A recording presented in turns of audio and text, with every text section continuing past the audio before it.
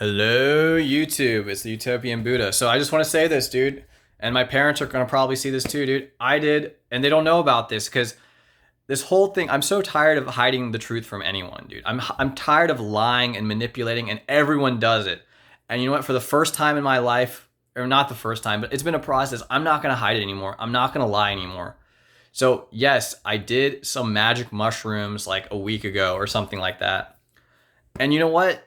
It wasn't like in the moment it was profound and I saw some had some insights into truth, but at the end of the day, it's also just a thing that comes and goes. It's an instrument. It's an instrument that can be misused, right? You have to respect it. You can't do it all the time, obviously.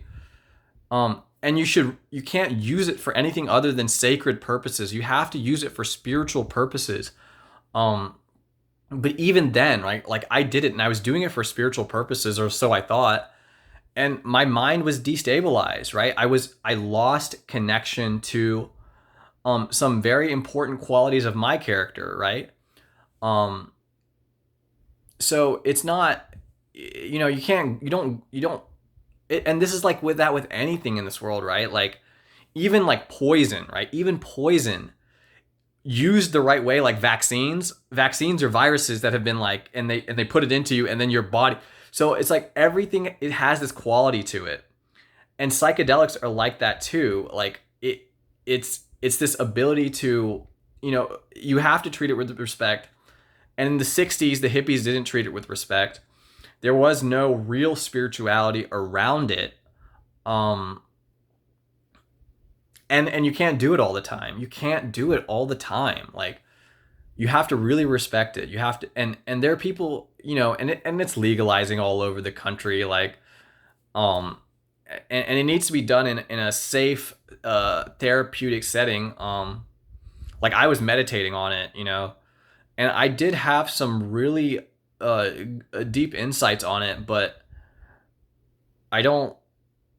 I can also have those insights without it. Maybe it helps a little bit, grease the wheels. It greases the wheels a little bit, but it's nothing that is it's something that needs to be respected. Drugs in general, like I've tried my whole life. Like I've always gone this dualistic route. Like I would go into drugs and then I would like be like no, and I would resist the drugs and I flip the other way. And then the pressure cooker would start to build and then I'd do the drugs again.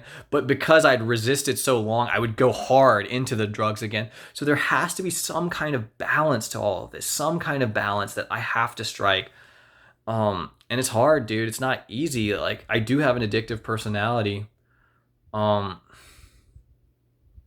but I'm not tired. I'm tired of lying, dude. All of these like spiritual gurus, regular human beings, everyone, they're all so darkness remains darkness so long as it is not brought to the light. If you keep lying about your darkness, and psychedelics definitely have this dark quality to them. They do lead you into illusion, into maya, into untruth, into lies if you do them the wrong way. Psychedelics do have a very dark component to them, but they also have a light component to them.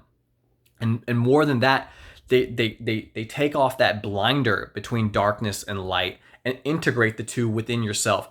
And when darkness and light integrate, it becomes its true self, which is love and peace and God, which is the non-dualistic unity of opposites, right? So yeah, that's all I wanted to say really. I'm tired of this lying, dude. I'm tired of lying. Like, yes, dude, I have a drug addiction problem. It's really difficult, man. And the legal system around it is so punitive, right? It like punishes these people like me for suffering, We're suffering and it's punishing people. It makes no sense, dude. I don't understand. But meditation is the solution, man. Meditation is the real solution, man. All of these drugs, they're just means to the end of stable happiness. And you only can attain stable happiness through meditation, right? You got to meditate. So that's what, and this is also a reminder for myself. I should probably like, clip this video and play it to myself every day. There has to be some kind of balance, right? because I'm not going to stay completely sober, and I'm not going to go all the way to the dark side either. Drugs are the dark side more than their sobriety is light, I think, and drugs are the dark side. But you don't want to you can't have one fight the other. You have to integrate the two, right?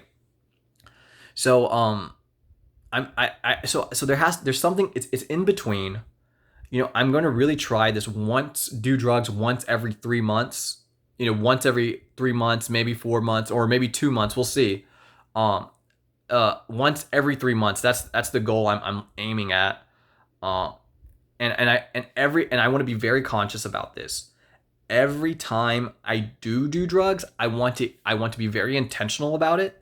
Make sure it's spiritual, and also I want to be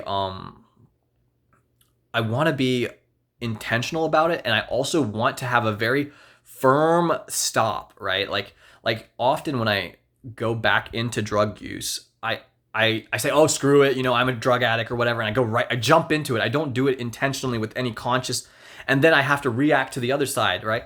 So this time, when I do go back into drug use, because I know it's a when, it's not an if, it's a when. I'm going to be very intentional about it. I'm gonna try to wait at least 3 months before I do drugs again, and I'm going to be very intentional, and say, like, okay, this is what I'm doing. I'm doing this because for whatever reason I can't stop, and this is the stop. This is the stop point. I'm going to do it for this weekend, and after this weekend, I'm done for another 3 months. That's what I want. That's kind of, and I want to tell people about it who will kind of hold me accountable to that. I think that would be really helpful. I really need a girlfriend, dude, who's going to hold me accountable to that. All right, I'm done, guys. Take it easy.